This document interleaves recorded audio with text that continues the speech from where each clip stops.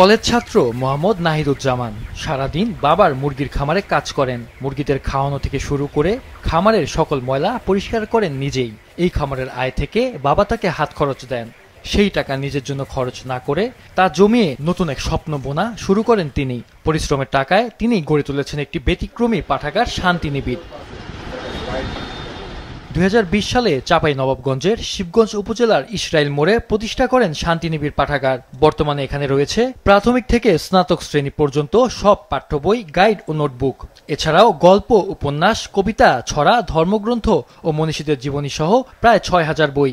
এই নতুন করে বই পড়ার ছেলে মেয়েদেরকে সুযোগ করে দিয়েছে, আমাদেরকেও সুযোগ করে দিয়েছে। আমরা সময় কাটাই এবং বই পড়ি, ভালো লাগে। যারা গাইড বই কিনে দিতে পারছে না, আমরা এখানে পড়তে আসি, আমাদের ভালো লাগে এবং সব বই পড়তে পারি আমরা এখানে। ভালো রেজাল্ট করার পর আমাদের নাহিদুজ্জামান স্যার অনেক একটি ভালো পুরস্কার দিয়েছে আমাকে, আমিও খুশি হয়েছি।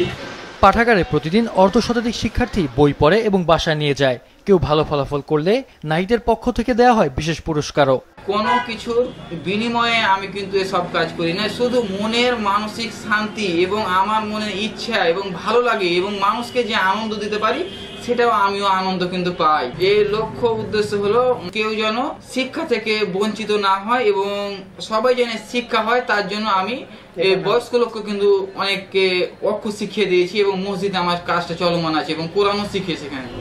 শুধু পাঠাগারে সীমাবদ্ধ নন নাহিদ, সমাজ উন্নয়নে রাখছেন নানা অবদান।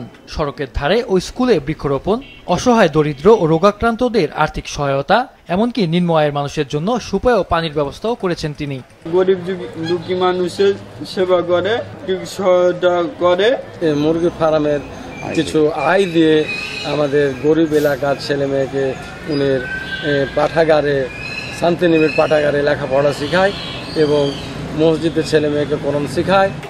এই ব্যতিক্রমী উদ্যোগ ও সমাজসেবার জন্য ইতোমধ্যে স্থানীয় প্রশাসনের পক্ষ থেকে পুরস্কৃত হয়েছে নাহিদুজ্জামান। আমরা এটাকে হাইলি অ্যাপ্রিসিয়েট করি।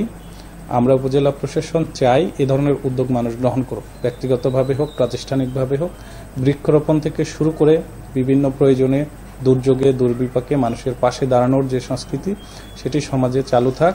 উপজেলা প্রশাসন তার লিমিটেড যে রিসোর্স তার মধ্যে চেষ্টা করবে এই উদ্যোগের সাথে সামিল থেকে এই উদ্যোগগুলোকে সামনের দিকে এগিয়ে নিয়ে যাওয়ার জন্য। নাহিদুজ্জামান এখন কানসার সোলেমান মিয়া ডিগ্রি কলেজে স্নাতক প্রথম বর্ষের শিক্ষার্থী। ইতোমধ্যে তিনি হাজারো গাছ রোপণ করেছেন। এছাড়া 7 শতাধিক শিক্ষার্থীর ফরম পূরণে সহায়তা এবং বহু অসহায় মানুষের পাশে দাঁড়িয়ে একটি উদাহরণ হয়ে উঠেছেন তরুণ সমাজের জন্য। মাহফুজুল হাসান, মাছরাঙা নিউজ ডেস্ক।